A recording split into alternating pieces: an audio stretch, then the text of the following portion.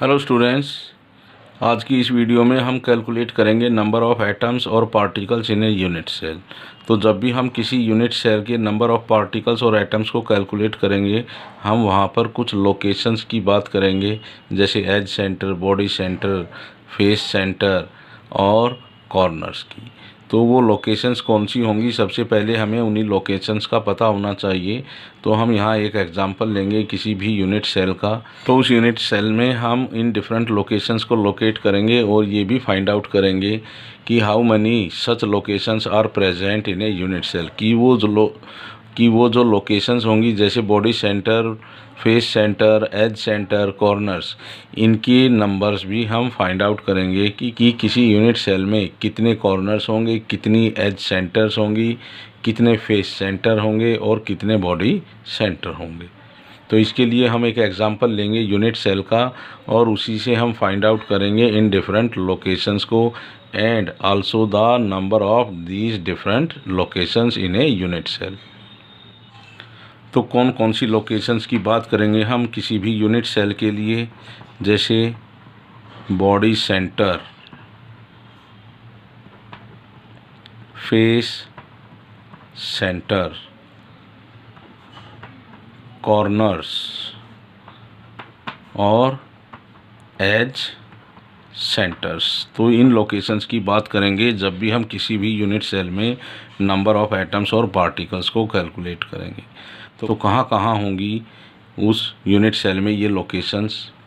तो सबसे पहले हम बात करेंगे about the corners of unit cell.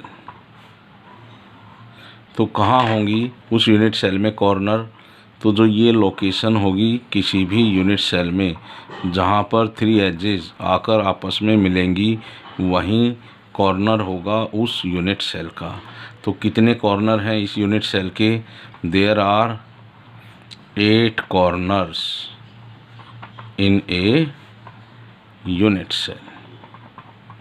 तो कोई भी यूनिट सेल हो उसमें कितने कॉर्नर्स होंगे?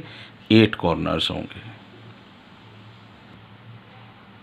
अब हम लोकेट करेंगे इस यूनिट सेल के बॉडी सेंटर को और ये भी फाइंड आउट करेंगे कितने बॉडी सेंटर होंगे उस यूनिट सेल में। Body centre of unit cell. तो बॉडी सेंटर कौन सी लोकेशन होगी? That location which is present at the middle of unit cell. Middle means centre of unit cell. तो जो किसी भी यूनिट सेल का जो सेंट्रल पार्ट होगा that is the body centre of unit cell. और बॉडी सेंटर कहाँ present होगा? बॉडी सेंटर की लोकेशन होगी यहाँ पर। तो कितनी बॉडी सेंटर होंगे किसी भी यूनिट सेल में? There is only 1 body centre in a unit cell. तो कोई भी यूनिट सेल है उसमें केवल एक ही हमें बॉडी सेंटर मिलेगा। तो जो नेक्स्ट लोकेशन की बात करते हैं हम किसी भी यूनिट सेल में, वो रहेंगी उसकी एज सेंटर। तो इसके लिए सबसे पहले हमें एज को फाइंड आउट करना होगा कि एज कौन सी होगी किसी भी यूनिट सेल में। तो एज कौन सी होंगी किसी भी यूनिट सेल में? तो कोई भी यूनिट सेल हो, ऐसी लाइन जो उस यूनिट सेल के 2 कॉर्नर्स को मिलाएंगी, वहीं बनेगी उस यूनिट सेल की as.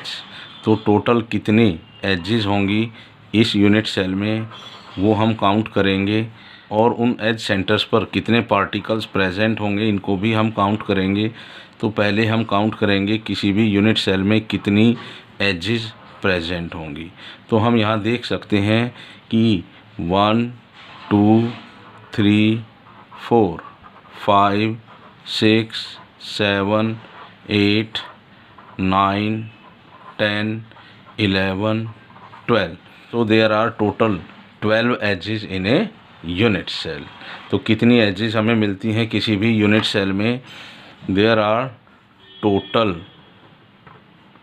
12 edges in a unit cell. और एज कौन सी होगी किसी भी यूनिट सेल की, वो लाइन जो उस यूनिट सेल के टू कॉर्नर्स को ज्वाइन करेगी वही होगी उस यूनिट सेल की एज। और जो लास्ट लोकेशन होगी उस यूनिट सेल में जिसका हम यूज़ करेंगे उस यूनिट सेल में नंबर ऑफ़ पार्टिकल्स को कैलकुलेट करने के लिए, वो रहेगी यहाँ पर फेस सेंटर। तो फेस सेंटर लोकेशन का पता लगाने के लिए हमें सबसे पहले पता लगाना होगा कि उस यूनिट सेल में कितने फेसेस होंगे। तो फेसेस उस यूनिट सेल के कौन से होंगे, जो ये यूनिट सेल दी गई है इसका जो ये पार्ट रहेगा, इस बेस को हम बोलेंगे फेस। तो यही है इस यूनिट सेल का फेस। तो कितने फेसेस होंगे इस यूनिट सेल में, 1 2 3 4 5 ये रहेगा और 6 रहेगा बैकवर्ड डायरेक्शन में, 5th फेस रहेगा फ्रंट डायरेक्शन में। So there are total 6 faces in a unit cell, 6 faces in a unit cell. कोई भी यूनिट सेल है उसमें टोटल 6 फेसेस ही हमें मिलेंगे और वो यूनिट सेल क्या होने चाहिए, क्यूबिक यूनिट सेल। और अब हम देखेंगे कि इन डिफरेंट लोकेशंस पर पार्टिकल्स कहाँ प्रेजेंट होंगे। तो जब भी हम कॉर्नर की बात करेंगे तो कॉर्नर पे यहाँ पार्टिकल्स प्रेजेंट होंगे। तो किसी भी यूनिट सेल में जितनी लोकेशंस होंगी, जैसे हम कॉर्नर की बात करेंगे तो कॉर्नर कितने हैं, उसमें 8 कॉर्नर्स हैं। So there are 8 particles at 8 corners. तो उन 8 कॉर्नर्स पर ही हमें पार्टिकल्स दिखाई देंगे उस यूनिट सेल में। तो जब हम बॉडी सेंटर की बात करेंगे तो बॉडी सेंटर की ये लोकेशन होगी और बॉडी सेंटर पे केवल हमें एक ही पार्टिकल मिलेगा। There is only 1 particle at body centre of unit cell. और जब हम एज सेंटर की बात करेंगे तो टोटल कितने एजेस होंगे, 12 एजेस होंगे उस यूनिट सेल में। और पार्टिकल्स कहाँ प्रेजेंट होंगे, उस यूनिट सेल के एज सेंटर पर। तो एज सेंटर ये है 1 2 3 4 5 6 7 8 9 10 11 12। तो इन 12 एजेस के सेंटर पर हमें पार्टिकल्स मिलेंगे, वही रहेंगे एज सेंटर पार्टिकल्स। और जब हम फेस सेंटर पार्टिकल की बात करेंगे तो हमें उन 6 फेसेस के सेंटर पर पार्टिकल्स मिलेंगे। जैसे ये फेस है तो इसके इस सेंटर पर मिलेगा, इस सेकंड फेस के इस सेंटर पर मिलेगा। तो हर फेस के सेंटर पर हमें एक पार्टिकल मिलेगा उस यूनिट सेल के। तो ये भी बैक फेस सेंटर होगा उसका और ये रहेगा front face centre. So the particle which is present at the centre of face of unit cell is called the face centre particle. So there are total 6 face centre particles in a unit cell. तो उस unit cell के हमें 6 faces के centre पर particle मिलेंगे। तो अभी हमने देखा कि जो डिफरेंट लोकेशंस हैं किसी भी क्यूबिक यूनिट सेल में वो कहाँ होंगी, और उन लोकेशंस पर जिनकी हम बात करेंगे, जैसे बॉडी सेंटर पर कितने पार्टिकल्स प्रेजेंट होंगे, फेस सेंटर पर कहाँ कहाँ पार्टिकल्स प्रेजेंट होंगे, कॉर्नर्स पर कितने कॉर्नर्स होंगे और उन्हीं सभी कॉर्नर्स पर भी हमें पार्टिकल्स मिलेंगे। और जब हम एज सेंटर की बात करेंगे तो हम हर एज के सेंटर पर पार्टिकल्स की बात करेंगे। तो अभी हमने देखा कि कहाँ कहाँ वो डिफरेंट लोकेशंस होंगी किसी भी क्यूबिक यूनिट सेल में, और उन यूनिट सेल में पार्टिकल्स कहाँ कहाँ प्रेजेंट होंगे। और जब भी हम किसी पर्टिकुलर लोकेशन की बात करेंगे जैसे बॉडी सेंटर, तो उस यूनिट सेल के बॉडी सेंटर पर ही हमें पार्टिकल मिलेगा। और जब हम बात करेंगे फेस सेंटर की, तो उस यूनिट सेल के जो फेस होंगे उन सभी फेसेस के सेंटर पर हमें पार्टिकल मिलेगा। और जब हम कॉर्नर पार्टिकल्स की बात करेंगे तो उस यूनिट सेल के सभी कॉर्नर्स पर हम पार्टिकल देखेंगे, और जब हम एज सेंटर पार्टिकल की बात करेंगे तो हम उस यूनिट सेल के सभी एज सेंटर्स पर जो पार्टिकल्स हैं उनकी बात करेंगे। इस तरह से हम इन डिफरेंट लोकेशंस पर जो पार्टिकल्स प्रेजेंट हैं उनका क्या कंट्रीब्यूशन होगा इस पर्टिकुलर यूनिट सेल में, उसकी हेल्प से हम total number of particles present in a unit cell को कैलकुलेट कर सकते हैं। तो अब हम कैलकुलेट करेंगे contribution of a particle present at different locations in a unit cell की जो डिफरेंट लोकेशंस पर उस यूनिट सेल के जो पार्टिकल्स प्रेजेंट हैं उनका क्या कंट्रीब्यूशन होगा उस यूनिट सेल में, या ये कहें कि उस यूनिट सेल को बनाने के लिए उन डिफरेंट लोकेशंस पर जो पार्टिकल्स प्रेजेंट हैं उनका क्या कंट्रीब्यूशन होगा। तो जब भी हम किसी पार्टिकल के कंट्रीब्यूशन को कैलकुलेट करेंगे to a particular unit cell, तो उसके लिए ये फार्मूला होगा कि वो पार्टिकल उस लोकेशन पर सिंगल पार्टिकल प्रेजेंट है और उस सिंगल पार्टिकल को हम डिवाइड करेंगे number of unit cell which are sharing that particle, कि कितनी यूनिट सेल्स उस सिंगल पार्टिकल को शेयर कर रही हैं, या ये कहें कि number of unit cells containing that particle, कि उस लोकेशन पर जो सिंगल पार्टिकल प्रेजेंट है वो कितनी यूनिट सेल में प्रेजेंट है। तो इस फॉर्मूले की हेल्प से हम उस पर्टिकुलर लोकेशन पर जो पार्टिकल है उसके कंट्रीब्यूशन को कैलकुलेट करेंगे कि उसका कितना कंट्रीब्यूशन होगा उस पर्टिकुलर यूनिट सेल के लिए। तो सबसे पहले हम कैलकुलेट करेंगे contribution of body centre particle to a unit cell, कि वो पार्टिकल जो किसी यूनिट सेल के बॉडी सेंटर पर प्रेजेंट है उस पार्टिकल का क्या कंट्रीब्यूशन होगा इस यूनिट सेल के लिए। तो हम उसी फार्मूला का यूज़ करेंगे। तो contribution of body centre particle to this unit cell is equal to, और यहाँ पार्टिकल कितना प्रेजेंट है, सिंगल पार्टिकल प्रेजेंट है, और this particle is not shared by any other unit cell, और इस पार्टिकल को कोई भी दूसरी यूनिट सेल शेयर नहीं कर रही, इसलिए हम इस सिंगल पार्टिकल को डिवाइड करेंगे number of unit cells containing और sharing that particle.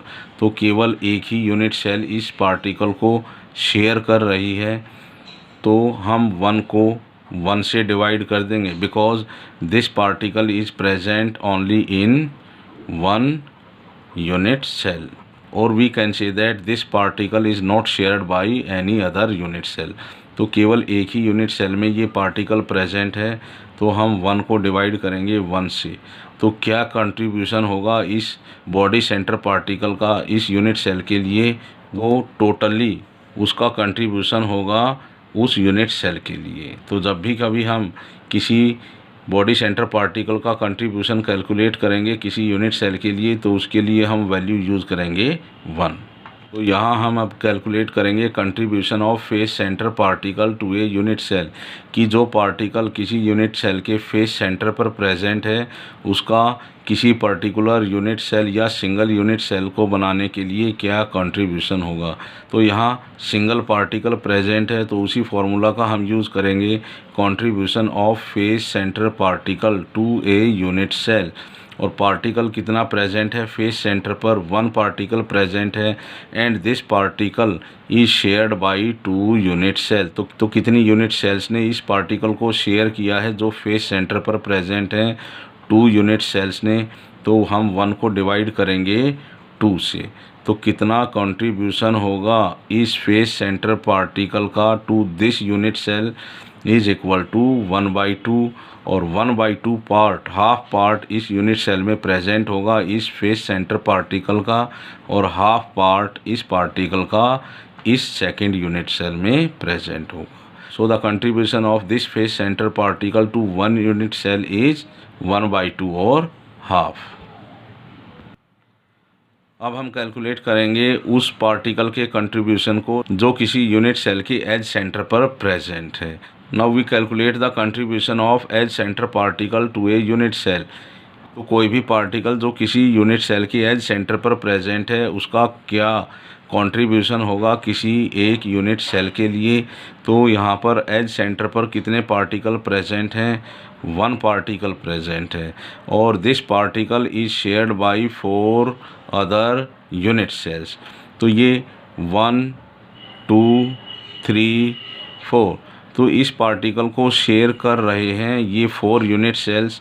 So this single particle is present in these 4 unit cell. तो सिंगल यूनिट सेल के लिए इस एज सेंटर पार्टिकल का क्या कंट्रीब्यूशन होगा, इसको भी हम कैलकुलेट करेंगे इसी फॉर्मूले से। So contribution of edge centre particle to 1 unit cell, और पार्टिकल कितने प्रेजेंट है एज सेंटर पर, 1 पार्टिकल प्रेजेंट है, और इसको हम किससे डिवाइड करेंगे, उससे डिवाइड करेंगे, उन यूनिट सेल से डिवाइड करेंगे जो यूनिट सेल इस एज सेंटर पार्टिकल को शेयर कर रही है। तो कितनी यूनिट सेल इस पार्टिकल को शेयर कर रही हैं, there are 4 unit cells which are sharing this particle. तो 1 पार्टिकल है और शेयर कितनी यूनिट सेल्स कर रही हैं इस पार्टिकल को, 4।